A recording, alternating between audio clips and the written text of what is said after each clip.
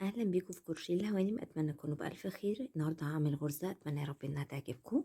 انا هستخدم هيمالايا ايفردي وهستخدم معاه ابره مقاس 4. هقول بسم الله وهبدا. مضاعفات العدد 3، عقده البدايه، وهستخدم 1 2 3 1 2 3 وهكمل السلسله وارجع لكم. خلصت السلسله بتاعتي. السطر الجاي على طول هرتفع سلسلة واحدة، وفي الغرزة التانية هشتغل غرزة حشو، لفتين على الإبرة ألف وأطلع من لفتين مرة واحدة.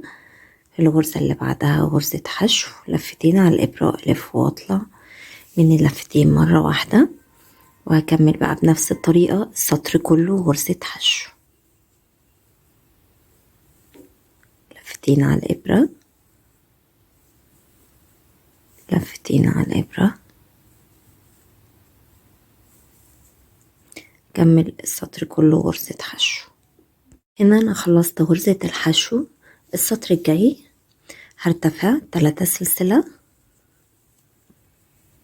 هلف الشغل وهلف الخيط على الإبرة، هسيب أول غرزة وفي الغرزة التانية هدخل واشتغل عمود بلفة، 3 لفات على الإبرة، بلف واطلع من كل لفتين مع بعض، في كل غرزة عمود بلفة،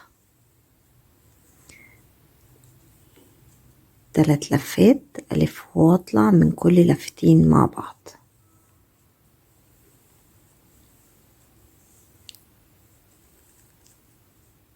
أول لفتين، تاني لفتين، هكمل السطر كله عمود بلفة لحد آخر السطر. هنا أنا وصلت لآخر السطر. بعد كده السطر الجاي هرتفع سلسلة، هلف الشغل وهاجي في الغرزة الأولى هدخل واشتغل غرزة حشو، الغرزة التانية غرزة حشو، لفتين على الإبرة ألف واطلع منهم مرة واحدة، وهكمل السطر كله غرزة حشو.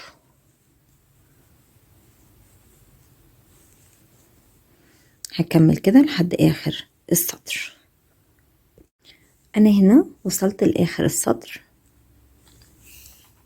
فما ننساش الغرزة التالتة من غرز الارتفاع اللي هي الغرزة الأخيرة، واشتغل فيها غرزة الحشو.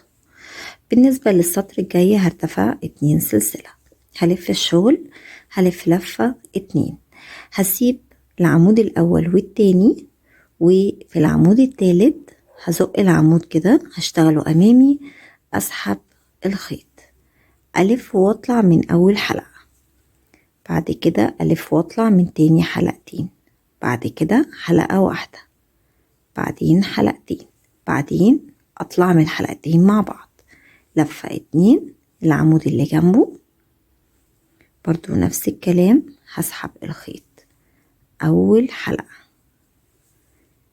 تاني حلقتين، تالت حلقة، رابع حلقتين، وألف واطلع من الحلقتين مع بعض، بعد كده لفة 2. فاكرين العمود اللي أنا سبته؟ هرجع كده أزق العمود برضو واطلع، أسحب الخيط وألف واطلع من أول حلقة، تاني حلقتين، تالت حلقة، رابع حلقتين، هسيب آخر حلقتين على الإبرة. شايفين العمود الأخير اللي احنا كنا اشتغلنا فيه؟ الغرزة اللي فوقيها على طول هدخل أسحب الخيط 3 حلقات على الإبرة، ألف واطلع منهم كلهم زي ما انتوا شايفين كده، وأكمل لفة 2. ده آخر عمود اشتغلت فيه، هسيب العمود اللي بعده في العمود اللي بعديه برضو نفس الكلام، أول حلقة، تاني حلقتين، تالت حلقة، رابع حلقتين، آخر حلقتين، لفة 2، العمود اللي بعده، أول حلقة، تاني حلقتين، تالت حلقة، رابع حلقتين، آخر حلقتين مع بعض، لفة 2، هرجع العمود اللي أنا سبته هرجع أدخل فيه، أسحب الخيط وارجع تاني اشتغل بنفس الطريقة، تاني حلقتين، تالت حلقة، رابع حلقتين، اخر حلقتين على الابرة هسيبهم. دي العمود اللي انا اشتغلت فيه الغرزة اللي فوقيها. هرجع ادخل في الغرزة، اسحب والف واطلع منهم كلهم مرة واحدة. كمان مرة لفة اتنين، هسيب برضو العمود والعمود اللي بعده. هرجع تاني اسحب الخيط، اول لفة، تاني لفتين، تالت لفة، رابع لفتين، واخر لفتين مع بعض، لفة اتنين، العمود اللي جنبه، اول لفة، تاني لفتين، تالت لفة، رابع لفتين، اخر لفتين مع بعض. بعد كده لفة اتنين على الابرة، وارجع العمود اللي انا سبته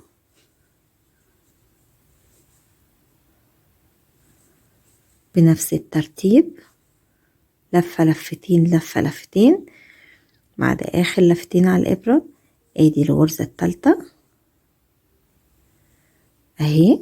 هرجع ادخل كده اسحب الخيط والف واطلع من الحلقات كلها مرة واحدة، وارجع بقى اكرر بنفس الطريقة لحد ما اخلص السطر كله بتاعي.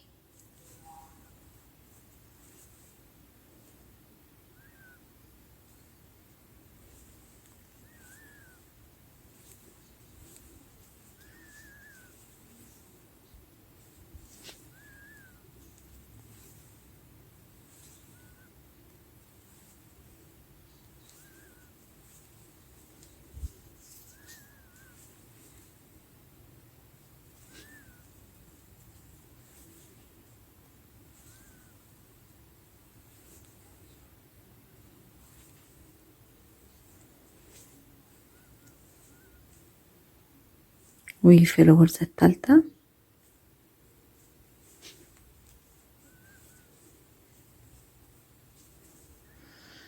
وهكمل كده لحد ما اوصل لاخر السطر.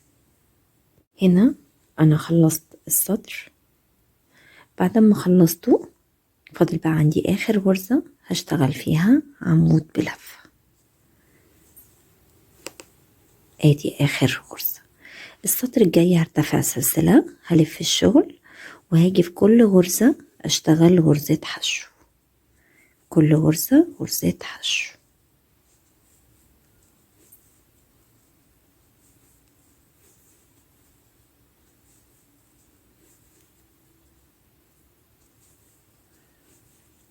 لحد ما اوصل اخر السطر. هنا وصلت لاخر السطر، وهيجي برضو في الغرزة التانية مننساش هشتغل غرزة حشو. السطر الجاي هرتفع 2 سلسلة، هلف الشغل.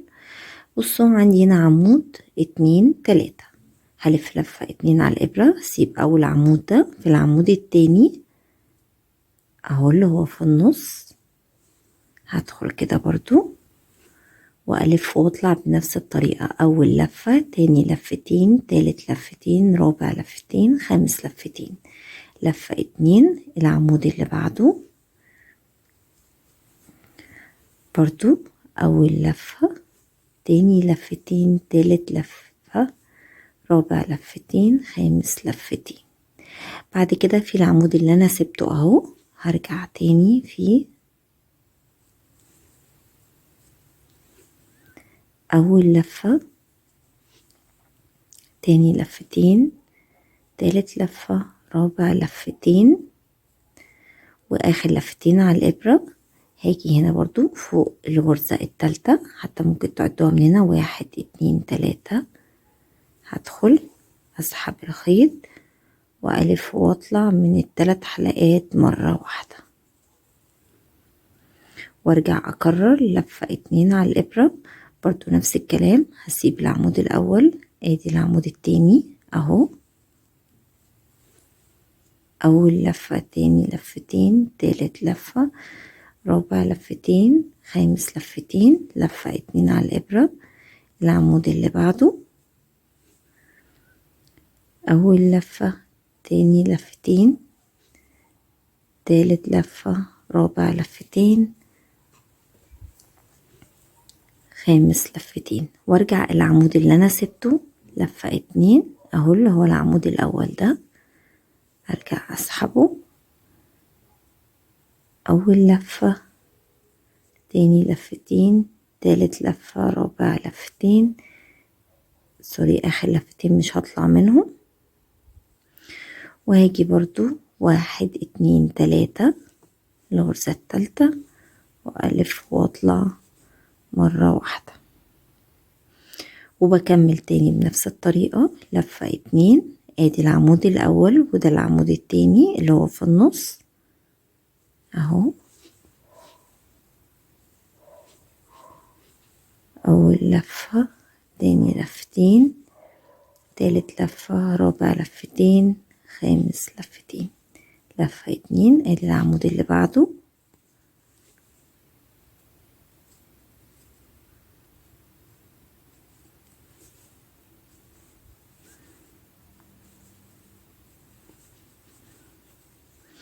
وارجع العمود اللي انا سبته،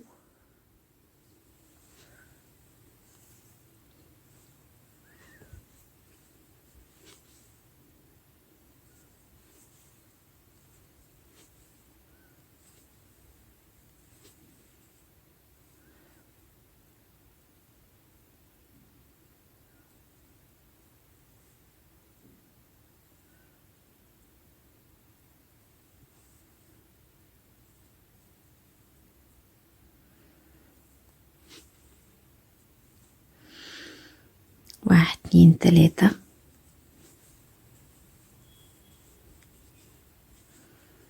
زي ما انتوا شايفين كده. برجع بقى اكرر تاني لفة اتنين، ادي العمود اللي في النص،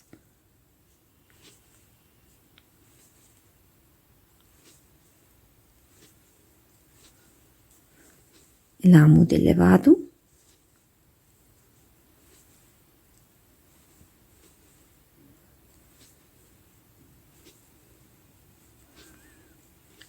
لفة اتنين، وارجع العمود اللي انا سبته،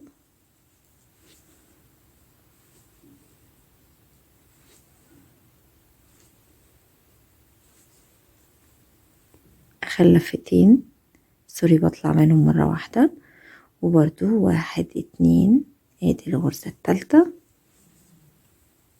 واكمل بقى بنفس الطريقة كده لحد ما اوصل لاخر السطر.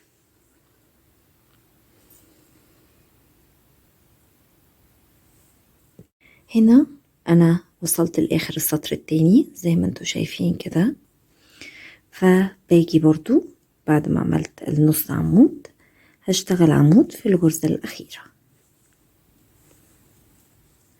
بالنسبة للسطر الجاي برضو برتفع سلسلة، هلف الشغل واجي في كل غرزة واشتغل غرزة حشو، وارجع بقى اعيد الشغل تاني وافضل اكرر فيه لحد ما اوصل للمقاس اللي انا عايزاه.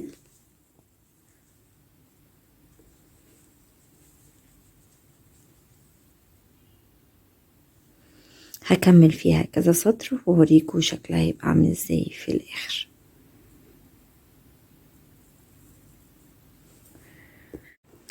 هنا اهو بعد ما اشتغلت كذا دور من الغرزة زي ما انتوا شايفين الغرزة مجسمة، وده ظهر الغرزة. الغرزة جميلة جدا، وكمان تنفع لو حابين ان هي تكون غرزة رجالي.